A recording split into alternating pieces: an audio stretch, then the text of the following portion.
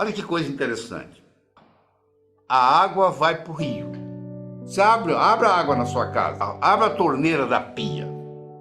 Saiu água, espero que saia. Saiu água. Para onde que essa água vai? Ah, ela vai para o esgoto. O esgoto vai para onde?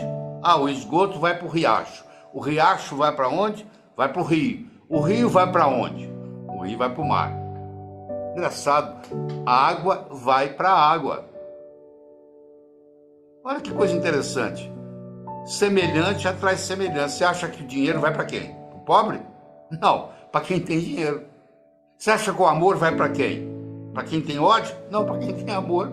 Amor vai para quem tem amor, ódio vai para quem tem ódio, dinheiro vai para quem tem dinheiro. As coisas se atraem. A água vai para o rio vai para o mar, o dinheiro vai para o dinheiro, o ódio vai para o ódio, o amor vai para o amor, o sucesso vai para quem tem sucesso, o semelhante vai para o semelhante. Nós gostamos de pessoas iguais a gente. Pensa no seu melhor amigo, sua melhor amiga. Pensa. Eu não conheço quem é, mas você quer que eu descreva? Essa pessoa que você considera melhor amigo, tem mais ou menos a mesma idade sua. Você nunca viu um indivíduo de 80 anos que é como melhor amigo um garoto de 8. Não tem a mesma faixa etária, não tem nada a ver. Tem alguma coisa semelhante, é mais ou menos a mesma idade sua. A mesma, mais ou menos, mesmo padrão financeiro. É difícil você encontrar um indivíduo pobre que faz amizade com um indivíduo rico. Vamos para Paris? Ah, não posso para Paris. Não vai dar certo. Então, nós atraímos gente igual a gente. Se você não gosta do que você está atraindo, presta atenção no que você está emitindo, porque a vida é um eco. Se eu falar uma palavra aqui, essa palavra no eco vai ser repetida. Se eu não gosto do que eu estou escutando, aquilo que eu mesmo falei, eu que estou emitindo. Então, se eu não gosto das pessoas que estão chegando até a mim, é porque eu não gosto de mim mesmo. Porque eu estou emitindo coisa que vai atrair gente igual a mim. Deu para entender? Muito bem. O medo é sempre o problema. O amor é sempre a solução. Você vai mexer, o cara é agressivo. Por trás da agressão tem o medo. Ele é agressivo para se proteger. Ele é agressivo para se defender. A única saída para que a gente persista, vá buscar e, acima de tudo, não perca a vitalidade que a esperança carrega, é lembrar da frase estupenda de um filósofo norte-americano do início do século XIX, um homem chamado Ralph Waldo Emerson. Ralph Waldo Emerson, que em filosofia nós chamamos diretamente de Emerson. Ele tem uma expressão que é fortíssima. Ele dizia: torna-te necessário a alguém. Torna-te necessária a alguém. A única maneira de você e eu não sentirmos nossa vida perder tempo, esvair-se, ser inútil, banal ou autocentrada de modo exclusivo é tornar-se necessária, tornar-se necessário a alguém. Cada pessoa é responsável por todas as pessoas. Cada pessoa é responsável por todas as pessoas. Ele não está sugerindo que a gente se meta na vida alheia. Ele está sugerindo que a gente participe do cuidado com a nossa vida e a vida de outras pessoas. O nosso comportamento vai depender da nossa estrutura psicológica. Força de vontade não adianta nada. Você pega uma bola de futebol, coloca no fundo de uma piscina e segura lá por quanto tempo? A estrutura da bola foi feita para flutuar. Então na hora que você soltar, ela vai para a superfície. Do mesmo modo que a estrutura de uma pedra foi para ficar no fundo. Você não consegue segurá-la na superfície. Você vai cansar, ela vai afundar. Então o mais importante de tudo é você determinar a sua estrutura psicológica. É você mudar essa estrutura psicológica. Ou seja, você está preparando a sua estrutura psicológica. Preparando como? Fazendo aquelas escolhas que nós já discutimos. Eu escolho ser sadio. É muito diferente de você não ser doente, sabia disso? A maioria não é doente. Você vai no médico, você não tem diagnóstico de doença nenhuma. Não significa que você seja sadio. Ser sadio significa ter energia para implementar tudo que você tem na cabeça. E poucas pessoas são sadias. A maioria não é doente. É muito diferente ser sadio e não ser doente. Eu escolho ser a força criadora na minha vida. Eu escolho ser sincero para comigo mesmo. Significa quando eu digo sim é sim, quando eu digo não é não. Todas as vezes que você diz sim e gostaria de dizer não, um pedacinho de você morre. Isso, quando você faz essa estrutura, você está se estruturando para longo prazo, para fazer um processo de longa duração. Aí sim se mantém. Porque se você fizer só com a força de vontade, é aquilo que ocorre no 31 de dezembro. Uma semana depois, não tem mais nada. Agora, se você mexe na sua estrutura psicológica e implementa isso, isso fica uma coisa constante. E um modo de você fazê-lo é você ter os seus sonhos, você ter as suas metas e você manter os seus olhos nas metas. Sabe qual a diferença entre etapa e obstáculo? Se você está no ponto A e quer ir para o ponto B, existe um espaço para percorrer entre o ponto A e o ponto B. Então, se você tirar os olhos da sua meta, o que você encontra entre o ponto A e o ponto B, você vai chamar de obstáculo. Se você mantiver os olhos na sua meta, o que você encontra entre ponto A e ponto B, você vai chamar de etapa. A diferença entre etapa e obstáculo é onde você está com os olhos. Então, manter os seus olhos a longo prazo é muito importante, porque se você só tem metas curtas, seu chefe briga com você amanhã de manhã e estragou seu dia. Agora, se você está interessado daqui 5 anos, daqui 10 anos, daqui 20 anos, o seu chefe brigar com você amanhã de manhã não vai fazer diferença nenhuma, porque você está preocupado lá na frente. É muito importante você ter essa visão a longo prazo e manter o seu olho na meta, que com isso, o que era obstáculo vira etapa. Mas ao mesmo tempo, você tem que saber dividir as suas metas. Porque se eu te der um salame para você comer, sem cortá-lo, você provavelmente não vai gostar, mesmo que você goste de salame. Mas se você for cortando fatia por fatia, e conversando e tomando uma cerveja, um refrigerante, você acaba comendo metade do salame sem sentir, não é verdade? O mesmo ocorre. Tem gente que diz assim, poxa, eu vou escrever um livro, é demais. Escreva um capítulo. Ah, demais. Escreva um parágrafo, escreva uma frase. Aí uma frase, outra frase, vai fazer o parágrafo, vai fazer a página, vai fazer o capítulo, vai fazer o livro. Procure dividir as suas metas. Você quer ser milionário em 5 anos? Onde é que você vai estar daqui a 4? E daqui a 3? E daqui a 2? E daqui a 1? E daqui a 6 meses? E daqui a 30 dias? E daqui a uma semana? O que você vai fazer amanhã de manhã para ser milionário daqui a 5 anos? É só esperar o tempo passar, não. O bonito é que quando você divide isto, o que você tem que fazer amanhã de manhã, diferente do que você teria que fazer se não tivesse essa meta, não vai ser quase nada. Porque a meta vai sendo diluída.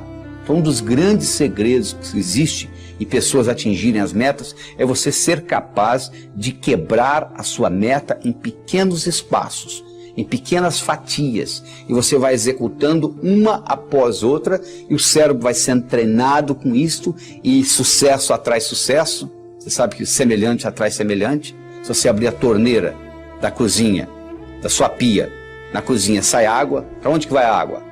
Para o esgoto. E o esgoto vai para o rio. E o rio vai para o mar. A água vai para a água, não é verdade? Para onde que vai o ódio? Para quem tem ódio. E amor? Para quem tem amor. E dinheiro? Vai para o pobre? Não, para quem tem dinheiro. E sucesso? Vai para onde? Para quem tem sucesso. Então esses pequenos sucessos vão atraindo mais sucesso na sua vida. Semelhante atrai semelhante. Então à medida que você vai fazendo isso, você vai preparando essa caminhada. Mas tudo começa com essa estrutura psicológica. Quem determina onde a vaca pisa não é a vaca, é a estrutura do terreno. A única coisa que a vaca faz é procurar o caminho mais fácil. Nós também vivemos a nossa vida procurando o caminho mais fácil. O caminho mais fácil depende da nossa estrutura psicológica. E a nossa estrutura psicológica é codificada linguisticamente. Lembre-se que eu já falei que nós somos animais linguísticos. Então o melhor jeito de você se preparar para mudanças é você recodificar essa sua estrutura psicológica e fazer natural aquilo. Se você tem uma estrutura psicológica de levantar às 5 da manhã, se eu pedir para você ficar na cama até o meio-dia, é um martírio. Não é verdade? Se você tem uma estrutura psicológica de levantar ao meio-dia, Se eu pedir para você levantar às 5 da manhã, vai ser um martírio. Para os dois. Por quê? O que determina um caminho mais fácil é a estrutura. Se a minha estrutura psicológica é de levantar às 6 da manhã, se eu ficar até às 8 na cama, eu vou ficar chateado. Agora, se eu tenho a estrutura psicológica de levantar às 6, não vai ser problema nenhum. Não será sacrifício, porque eu estou procurando o meu caminho mais fácil. Então, o que eu quero que você determine para você é o seguinte: qual é o seu caminho mais fácil? Quero que você determine para você quais são as suas metas a longo prazo, em termos de saúde, em termos de finanças, em termos de amizade, em termos de família. Daqui 5, daqui 10, daqui 15, daqui 20 anos. Porque você tem que saber quais são essas metas, para você manter o olho lá, para os seus obstáculos deixarem de serem obstáculos e se tornarem etapas. E lembre-se de dividir para somar. Ou seja, você quebra as suas metas em pequenos pedacinhos e com isso fica mais fácil a digestão. Com isso fica mais fácil você atingir uma por uma dessas metas. Como escreveu um dia Eduardo Galeano, num dos seus livros mais importantes, que é Veias Abertas da América Latina. Minha utopia, disse Galeano, ou meu sonho, ele é como meu horizonte. Eu me aproximo, ele se afasta, aproximo, ele se afasta. Disse Galeano, a intenção, eu entendi, do meu sonho, tal como a do horizonte, não é que eu o alcance, mas que eu não pare de caminhar em direção a ele. Capricho e excelência. Capricho e excelência. Você e eu afastamos a mediocridade quando nós somos capazes de procurar a excelência. E aqui vou contar uma coisa que você já sabia. Excelência não é um lugar onde você chega. Excelência não é um lugar onde você chega. Excelência é um horizonte. Você se aproxima, ele se afasta. Você se aproxima, ele se afasta. Você se aproxima, ele se afasta. Tudo vale a pena se a alma não é pequena. E uma alma se é pequena quando ela imagina que ela precisa ficar restrita, guardada dentro de si. Tem uma pessoa com quem eu tenho até um livro junto, e nós vemos muitas palestras na vida, conhecido por várias pessoas aqui, que foi Gilberto de Menstein. E ele usava uma frase, uma ideia que eu queria trazer aqui de volta.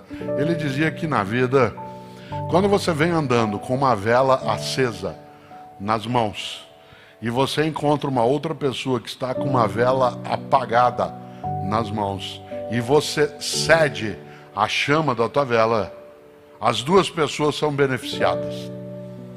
Olha que exemplo bom. Quando você vem andando, você está com uma vela acesa e a outra pessoa com uma vela apagada, você empresta, entre aspas, a chama da tua vela e você nada perde.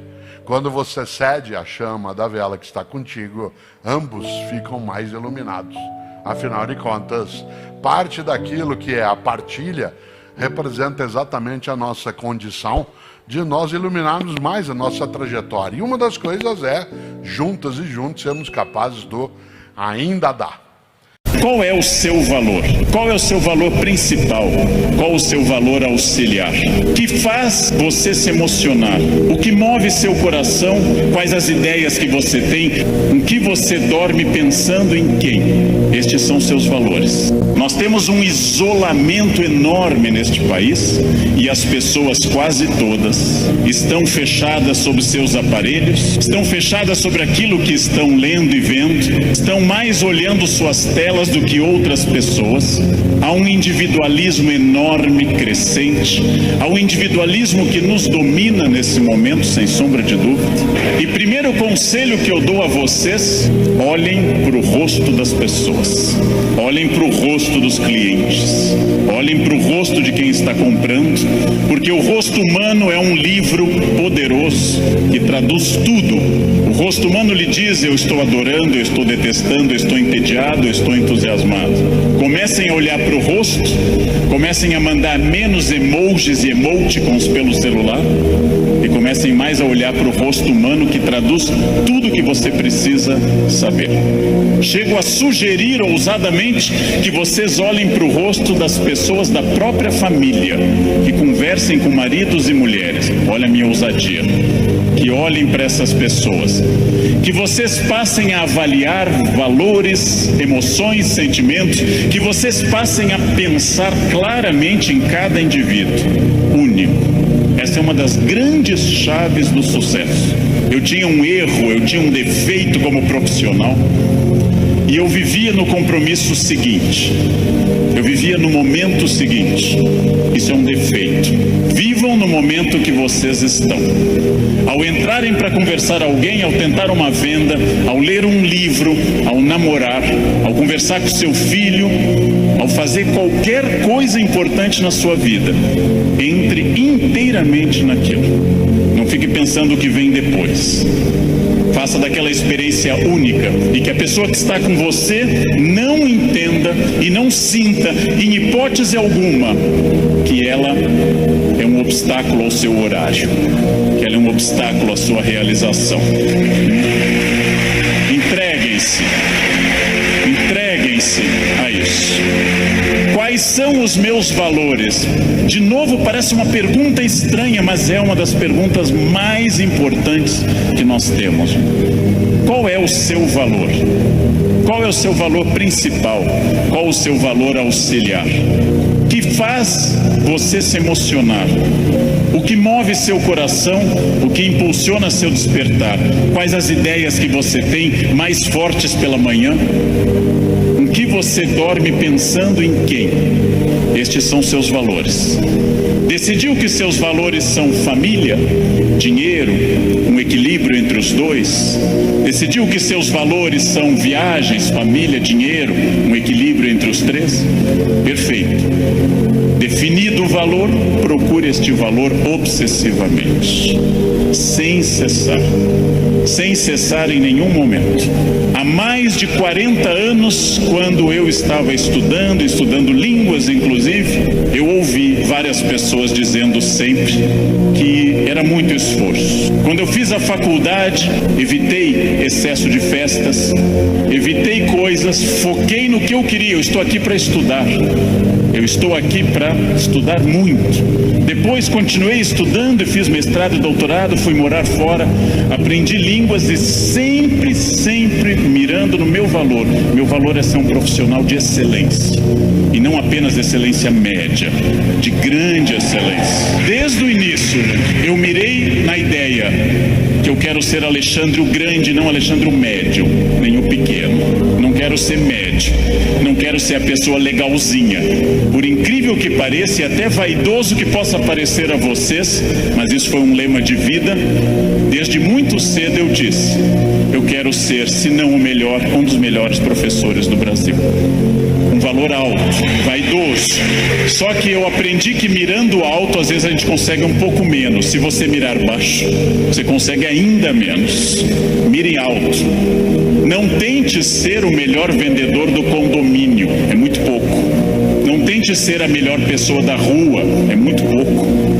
Mirem alto e busquem isso. Eu quero ser o melhor vendedor do Brasil. Simplesmente isso. Se alguém acha que não pode, ache os instrumentos para poder. E aí um outro conselho importante. Querem saber quando está dando certo? Querem saber quando o projeto de vida de vocês acertou no valor? São aqueles semi-amigos. Semi-amigo é o inimigo que lhe abraça. Eu não controlo tudo, mas aquilo que eu controlo, e é bastante, eu sou sócio majoritário da minha existência, e para isso eu preciso de equilíbrio. Equilíbrio é fácil perceber quando está faltando. Se vocês não trabalharem, perderão a família. Se vocês só trabalharem, perderão a família também.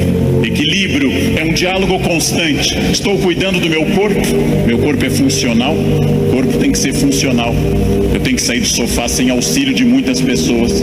Eu tenho que ser capaz de subir uma escada sem tenda de oxigênio. O corpo tem que ser funcional até a idade que ele é funcional. Ou seja, equilíbrio é aquilo que nós estamos em plena crise. Estamos em plena crise. Só que há pessoas neste ano de crise que perderam, outras se mantiveram e outras prosperaram.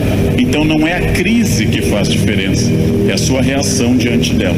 A crise veio para todos os 206 milhões de brasileiros. Há pessoas que afundaram, há pessoas que mantiveram o que tinham e há pessoas que hoje estão melhores do que estavam há algum tempo. É claro que hoje, no momento da crise, eu vou dar uma pista histórica importante.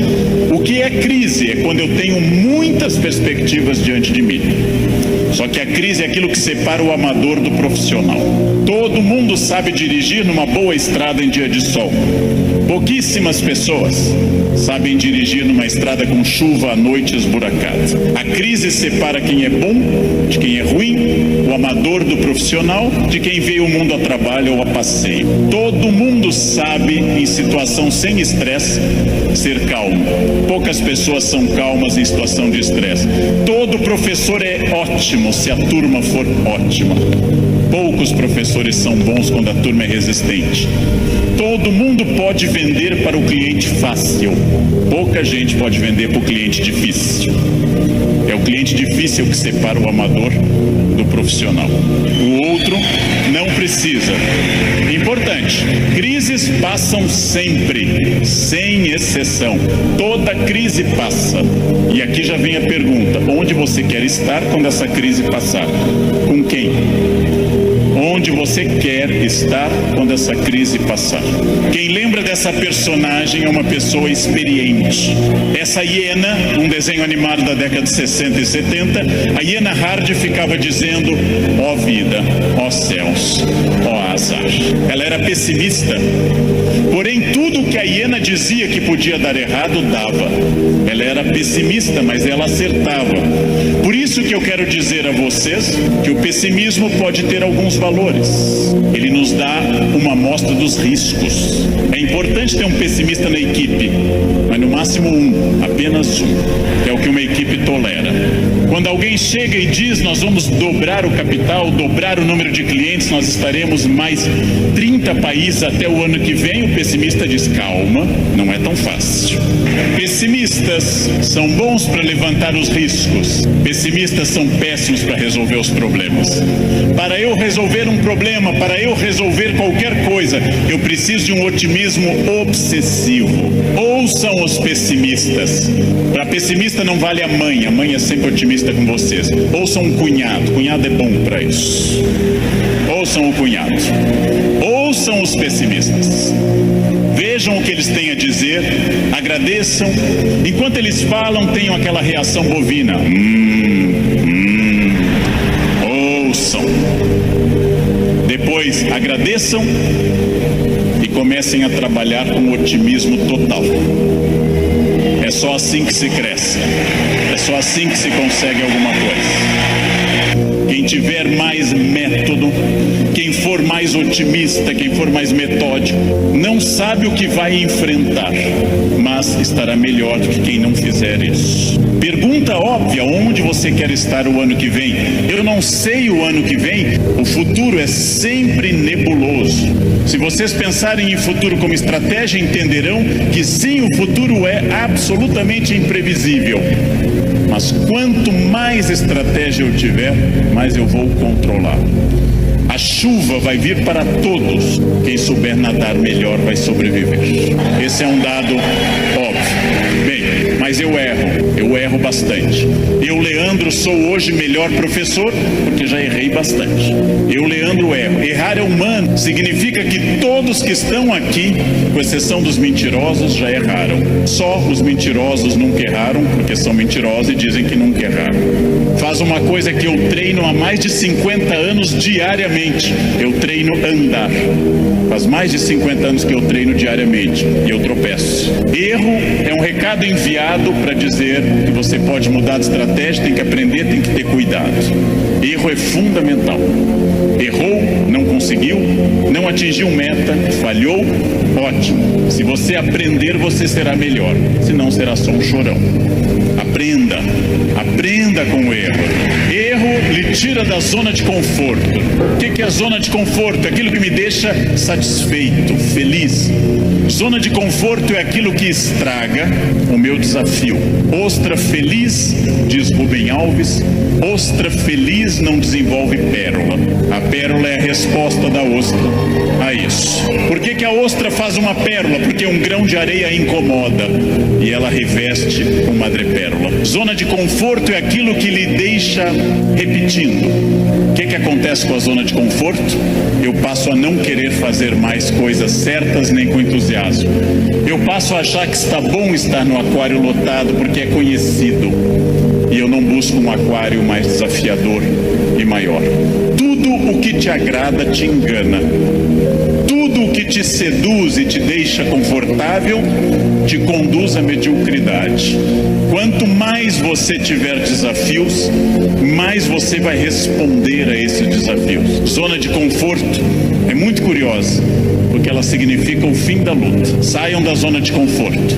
Pensem seriamente que tudo está em mudança, tudo está envelhecendo, tudo está passando, tudo aquilo que não está se expandindo está encolhendo, tudo aquilo que não está melhorando está piorando. Isso é a realidade do mundo. Se você não mudar o seu negócio, alguém mais jovem e mais dinâmico vai mudar. Nesse momento, alguém está tendo uma ideia de vendas melhor que a sua.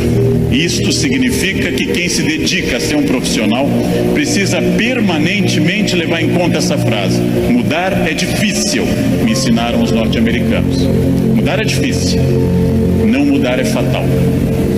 Mudar é difícil, não mudar é fatal. Tem duas opções: enfrentar a mudança, enfrentar o desafio e pensar: esse ano eu consegui isso, que bom, e agora? Ah, mas eu já falo inglês. Ótimo.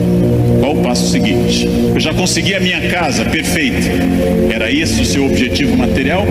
Qual é o passo seguinte nos outros objetivos? Não mudar é fatal.